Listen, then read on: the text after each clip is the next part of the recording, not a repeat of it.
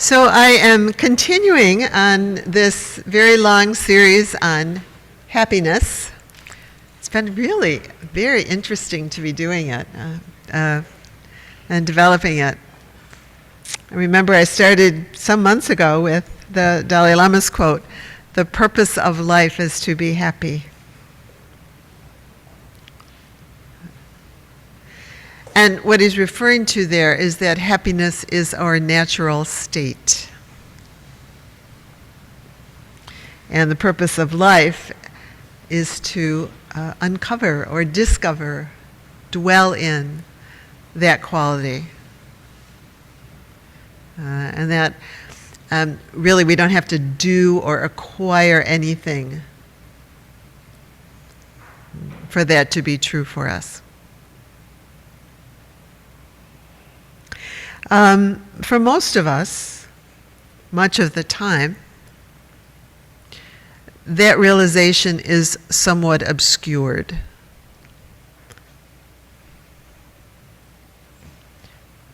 We forget, we get confused.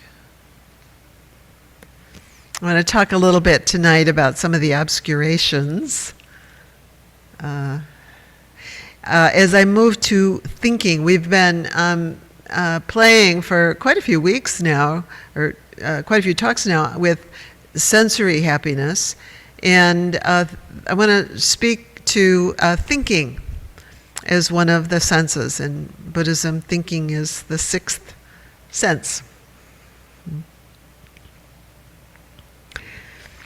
So in non-dual teachings, the direct path to realizing happiness, the direct path to realizing happiness, the heart of who we are. So we've had some wonderful teachings lately on non-dual teachings, the direct path.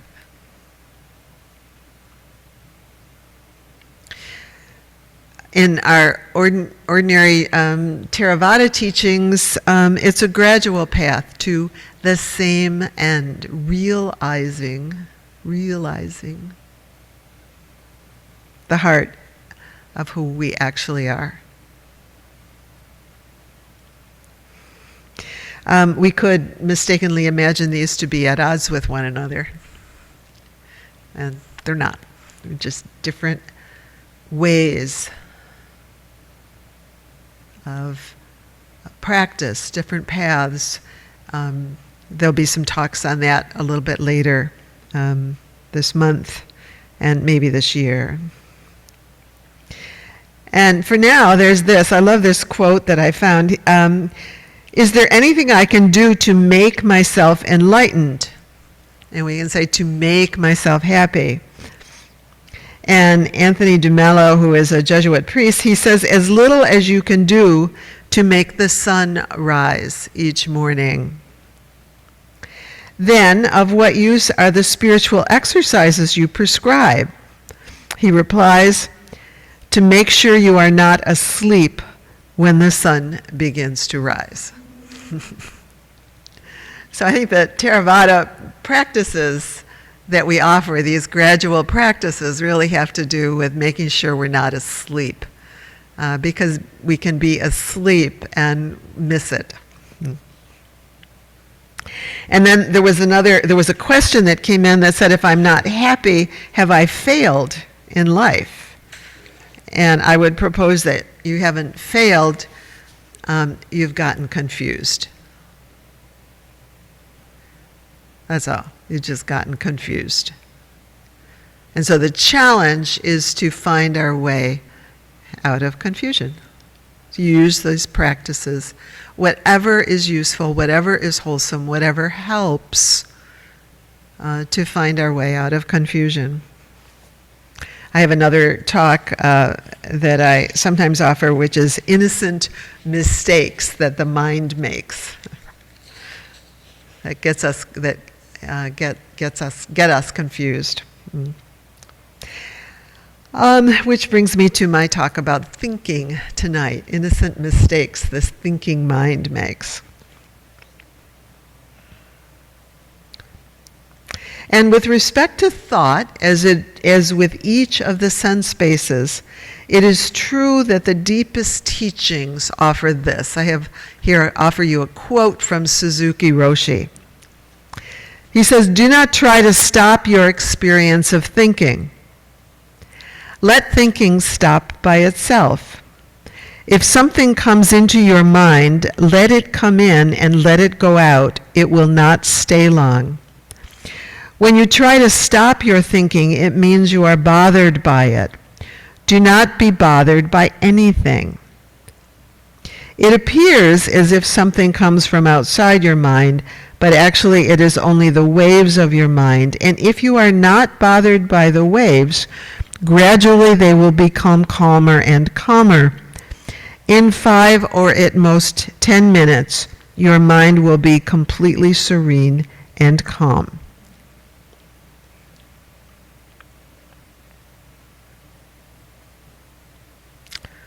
Okay. It's really true. It's really true. And for many of us, much of the time,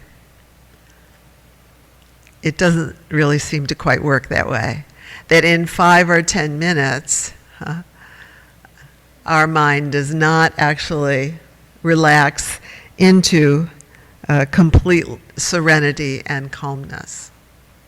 So, how do we make sense of this? How do we do this? So I want to talk a little bit about the gradual path of cultivating skillful means, and the offering of Ajahn Suchito's talk or guided meditation tonight was part of that. I want to talk a little bit tonight about some of the obscurations and begin to touch into skillful means, and we'll do a little bit more in the drop-in. As most of you know, that there's on the 3rd Thursday of most months, this month there will be one, there is a little drop-in class, and we'll be working in the drop-in class with some of the conditions that when you practice them, it helps to realize that ease and that quality. So tonight we'll be talking a little bit about the obscurations that arise from thinking, and then in that drop-in class we'll be working in the other direction of, cultivating some of the wholesome qualities of mind and heart. So tonight I want to talk a little bit about where we get in trouble with thinking, because we'll get in trouble anyway, so we might as well pay attention to how it works. So I want to practice a little bit with a story that I found about, and I may have even spoken of it before. It's a story about Itzhak Perlman, the violinist, that you may know. I'll read to you part of it. Itzhak Perlman came on stage to give a concert. While I read this and while you listen, I'm going to invite you to imagine that you are either Itzhak Perlman in this circumstance, or you are in his audience in this circumstance. So you can kind of imagine how that might be. Okay. And those of you who know Perlman know that getting on the stage is no small achievement for him. He was stricken with polio as a child, and so he has braces on both legs and walks with the aid of 2 crutches. To see him walk across the stage, one step at a time, painfully and slowly, is an awesome sight. He walks painfully yet majestically until he reaches his chair. Then he sits down slowly, puts his crutches on the floor, undoes the clasp on his legs, tucks one foot back and extends the other foot forward, Then he bends down and picks up the violin, puts it under his chin, nods to the conductor, and proceeds to play. By now, the audience is used to this ritual. They sit quietly while he makes his way across the stage to his chair. They remain reverently silent while he undoes the clasps on his legs. They wait until he is ready to play. But this time, something went wrong. Just as he finished the first few bars, one of the strings on his violin broke. You could hear it snap. It went off like gunfire across the room. There was no mistaking what that sound meant. There was no mistaking what he had to do. We figured that he would have to get up, put on the clasps again, pick up the crutches, and limp his way off stage to either find another violin or else find another string for this one.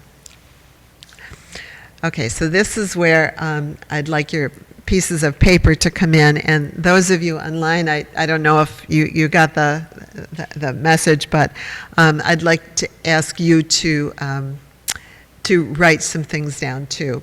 I'd like you to imagine, if you would, that you are either Itzhak Perlman in that circumstance,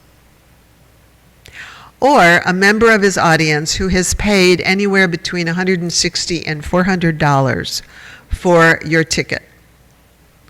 And what sorts of thoughts might either or both be having in that moment? And just let your mind roam free. They don't have to necessarily be thoughts that you personally would have, but just imagine, if you will, what kinds of thoughts might arise in that kind of a circumstance. And just write them down. So, as with sensory experience, as with all of the sensory experience that we've been speaking of over these last few months, the skillfulness of our practice with thinking is all in the sensitivity and the balance that Jean spoke about last week. Here's some quotes from Jean. A balance sheet, a balance beam, a balancing act, all metaphors for balancing ourselves internally without getting too strongly whipped around by life's vicissitudes. We turn to all of our Buddhist teachings to find that balance, what Jean referred to as the pushes and pulls of our appetites, called the defilements. We use 5 spiritual faculties, she said: faith, energy, mindfulness, concentration, and wisdom, to develop this strength. So a lot of this will come up as I move into the second quality, the second kind of happiness, the bliss of blamelessness. But for tonight, let's look at the obstacles to this kind of balance with respect to the thinking mind. The ways we get actually thrown off balance with our thinking mind. And there are different words that the suttas use about this imbalance. The Buddha calls them defilements or poisons. I prefer the word obscurations because I like the thought about, something like the clouds that obscure that sun that rises every morning, or like a mirror that's clouded so we can't really see all that clearly. The obscurations we encounter that can cause our sensory experience, pure and wholesome in itself as it arises and passes away, exactly what Suzuki Roshi was referring to. Pure and wholesome in itself, no matter what its content is, as it arises and passes away. To become unwholesome and lead us to remain afflicted and in suffering. And we all know, don't we, the ways that our thinking mind cannot move to serenity and ease in those 5 minutes. That we kind of keep being tossed about by what Jean calls the vicissitudes of life. And then the Buddha notes whatever someone keeps pursuing with your thinking mind, whatever you keep pondering, that becomes the inclination of awareness. So to the extent that we get caught in the thinking mind, then that just keeps, it's sort of self-generating. It keeps, it keeps being the inclination then of our awareness. His mind is bent by that thinking. I like that image. Having a mind bent by thinking that is caught in obscurations, caught in harmfulness.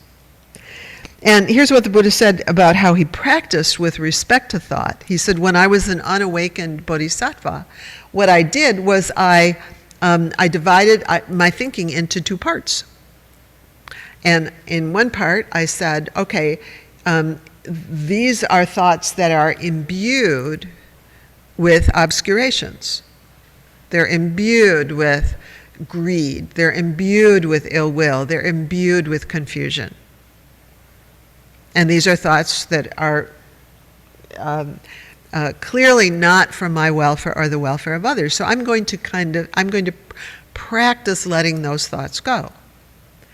And then in the other pile, if you will, of thoughts, he said, I'm going to put thoughts of kindness and gratitude and contentment and joy and goodwill and equanimity and wisdom and clarity.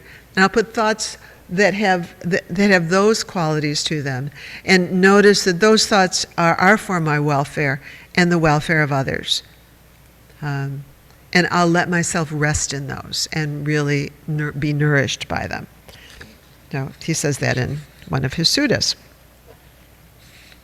All right, now I'd like to tonight talk a little bit about the obscurations themselves so we can identify them a little bit more clearly.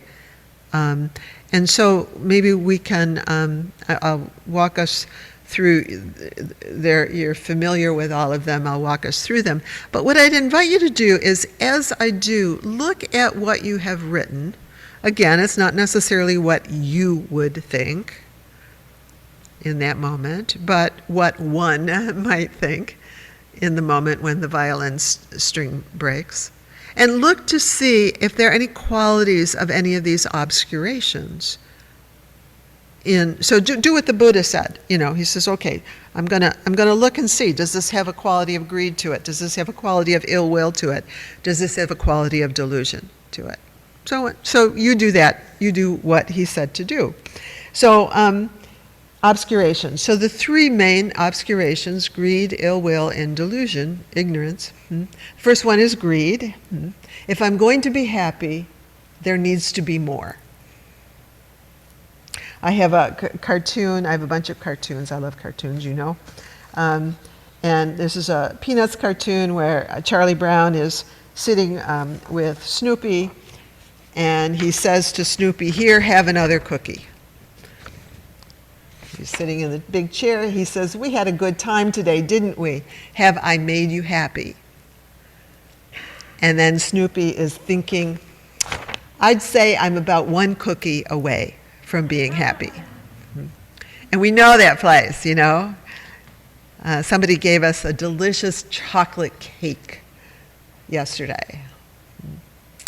I'm about one piece of chocolate cake away from being, where that place where you're having ice cream and spooning the ice cream into your mouth thinking, I think I'll get more.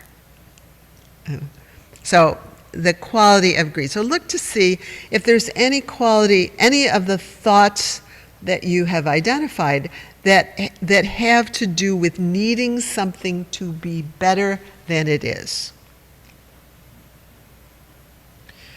There are all kinds of questionnaires. I found 3 different ones about, where you can test yourself about which obscuration you're most likely to have.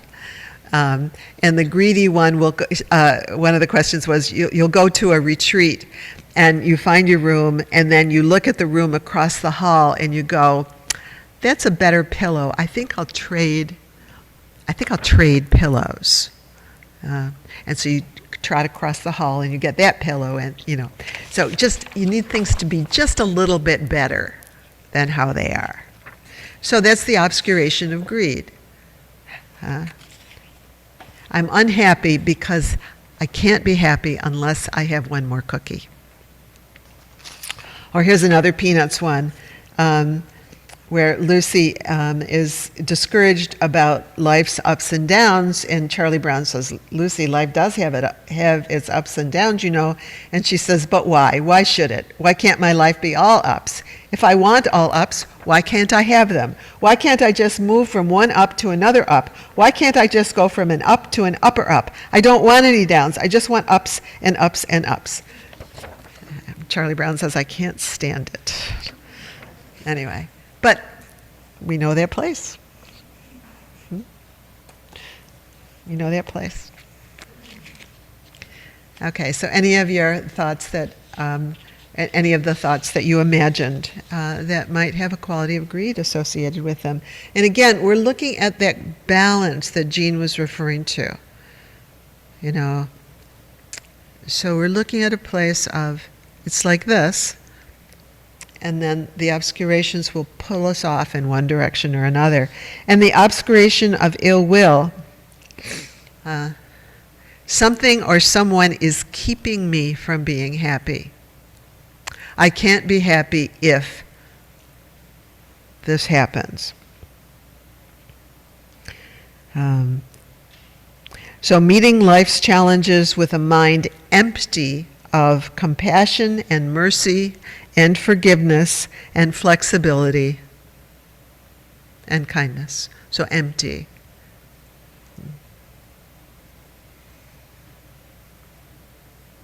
And here's Lucy again. She says those qualities are just too hard.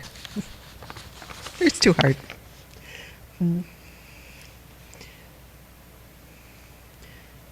She says, I'm going to spend this whole year, Charlie Brown is talking about his New Year's resolutions, and she says, I'm going to spend this whole year regretting the past.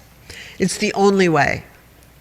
I'm going to cry over spilt milk and sigh over lost loves. It's a lot easier. I tried improving once, and it drove me crazy. Forget the future is my motto. Regret the past. Oh, how I regret the past. Why did I do this? Why did I do that? Why? I regret it all. Oh, what regrets, what remorse, what anguish, what, and she walks off, you know. It's like, oh, this is terrible. It's an awful thing, my life is ruined. I paid $400 for this ticket, my life is ruined. I can't possibly be happy. And then the third obscuration is the obscuration of delusion, which is just sort of not getting it. That was actually the obscuration that I was saying, or somebody says, you know, if I'm not happy, you know, am I a failure? No, you're just deluded. It's not a failure, you're just caught in delusion. It's my friend Sue calls it a momentary lapse. You're caught in a lapse of understanding. What happened? Did anything happen? I don't know what happened. I don't know what's going to happen. I have to be unconfused before I can go on. I'm going to believe something despite all the evidence to the contrary. So, for example, we've talked some about people saying, you know, I'm going to believe I am unworthy of happiness. I insist that I personally am unworthy of happiness. It's a delusion, folks. It's not true. You're believing something like certain politicians I can think of. You're believing something and insisting that something is true when it is not true. And here's the cartoon for that. I thank Philip Moffat for showing me this one. And this is not Peanuts, but it's the delusional world of the free-range chicken. So there are these 3 chickens. They're out in the barnyard. Sorry, folks online, you probably can't see this. Where one chicken says, you know, they're out in the field. They're just out in the field. And the one chicken says, this is the life, isn't it? You said it, sister. I'm going to explore that big, wide world out there. Ain't no stopping us now. So the delusional world of the free-range chicken. So the delusional world of those of us who insist that we are not worthy of happiness and that we have no access to it, by the way. So the obscurations, anybody have any trouble, labeling? Yeah, Julie, yeah. Uh-huh. I'm trying to figure out. There might be some that don't have obscurations attached to them. No, these do, but I can't nail it. Uh-huh. I'm throw it out there. Yeah. It has something to do with fear, and I'm fear, but I'm not sure which it is. Can someone help him? Right? There's an anxiety. Can someone help him? Yeah. Is it like somebody's got to help him? I would put anxiety in general in the ill will category. Well, just something that is kind of coming up, and that is kind of okay. There's just all this flutter. I can't see. So I would put anxiety in general in, I think, what the Buddha would be saying in that second category. Though I suppose it could be greed too. Yeah. Anything else there? So, if you don't know obscurations as obscurations that temporarily float across our minds, they will poison us and confuse us. If we don't recognize these obscurations as obscurations, they're just obscurations, they're just clouds. And if we don't recognize them as clouds, if we identify with them, if we rehearse them, now I say if we rehearse them, don't you know, all of us have been rehearsing obscurations for these many years.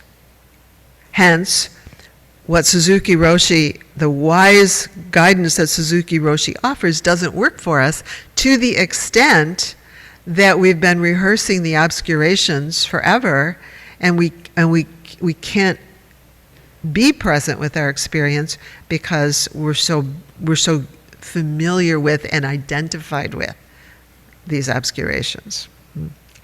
Alice in Wonderland says, if you continued to daily drink out of a bottle marked poison, it's bound to affect you sooner or later. Yeah, so if we continue to obscure our minds and we continue to drink daily out of that bottle, it's bound to affect us sooner or later. So it's useful to be able to look at our thoughts and sort them out the way the Buddha did. He says, before I was enlightened, I used to do this. I used to just sort out my thinking and to look to see which ones were contaminated with obscurations and which ones were not worthy of pursuing. So, for example, the question about am I unworthy, it came up in the drop-in session the last time. Somebody said, I just can't let go of this idea that I'm personally not worthy of happiness. So the challenge there, I think, would be to pretend. What if the teachings are correct and you are happiness? And you are completely worthy of happiness. So pretend, fake it until you make it. But stop rehearsing the belief in unworthiness. It's a delusion. Not true.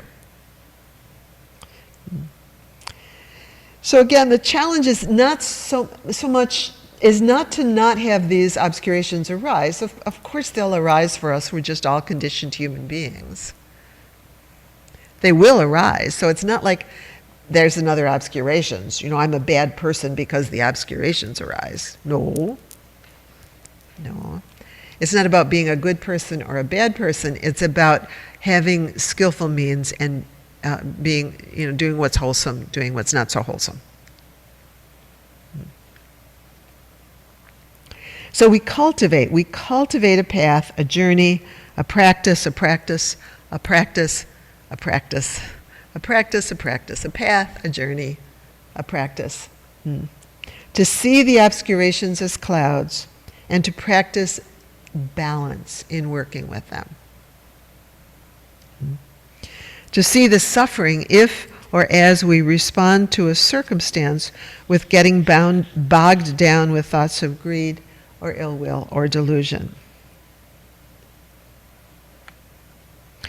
So what would be the more wholesome qualities? Patience, maybe, or delight, or wisdom and clear seeing, the wholesome side, which are the wholesome sides of ill will. Delight is the wholesome side of greed, just being able to delight in something. Faith and beginner's mind and equanimity are the wholesome side of delusion and confusion. It's like this now. I don't have time to go into the 4 right efforts. The people who are doing the Eightfold Path, I'm sure, will do that. But there are right efforts that have to do with developing and cultivating wholesome states of mind. They have to do with maintaining and increasing and steadying. That was Ajahn Suchito's guidance that I offered tonight. He teaches on that quite a lot, about maintaining and increasing and steadying wholesome states of mind. The third right effort is abandoning. Not abandoning the arising so much, because we don't have any choice about that, it just happens, but abandoning the identification, the clinging to it, the dwelling in it, the believing it, and preventing, which takes us right back around to developing, being available, strengthening our resilience. Now, obviously, that isn't adequate, and I'm sure the Eightfold Path people will do a better job of that. As with all sensory experience, we can choose to be happy, which includes learning how to process our sorrows and the stumbles of ourselves and others with wisdom and compassion. Which brings me back to the story of Itzhak Perlman. You want to know what happened? We figured that he would have to get up, put on the clasps again, pick up the crutches, and limp his way off stage to either find another violin or else find another string for this one. But he didn't. Instead, he waited a moment, closed his eyes, and then signaled the conductor to begin again. Of course, anyone knows that it is impossible to play a symphonic work with just 3 strings. I know that, and you know that, but that night, Itzhak Perlman refused to know that. The orchestra began, and he played from where he had left off, and he played with such passion and such power and such purity as they had never heard before. You could see him modulating, changing, recomposing the piece in his head. At one point, it sounded like he was detuning the strings to get new sounds from them that they had never made before. When he finished, there was an awesome silence in the room, and then people rose and cheered. There was an extraordinary outburst of applause from every corner of the auditorium. We were all on our feet, screaming and cheering, doing everything we could to show how much we appreciated what he had done. He smiled, wiped the sweat from his brow, raised his bow to quiet us, and then he said, not boastfully, but in a quiet, pensive, reverent tone, quote, "You know, sometimes it is the artist's task to find out how much music you can still make with what you have left."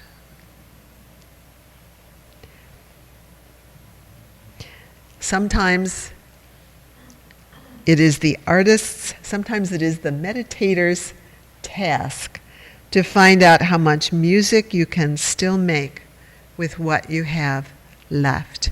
I think the Buddha had something to say about that.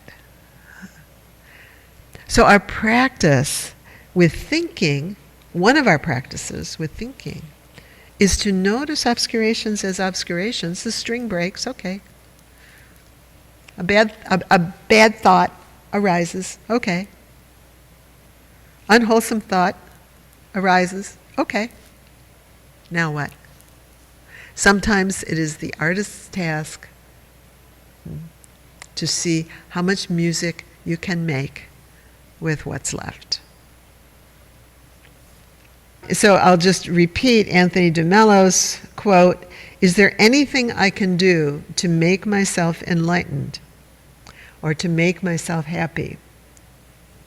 As little as you can do to make the sun rise in the morning. Then of what use are the spiritual exercises you prescribe? To make sure," he says, "you are not asleep when the sun begins to rise."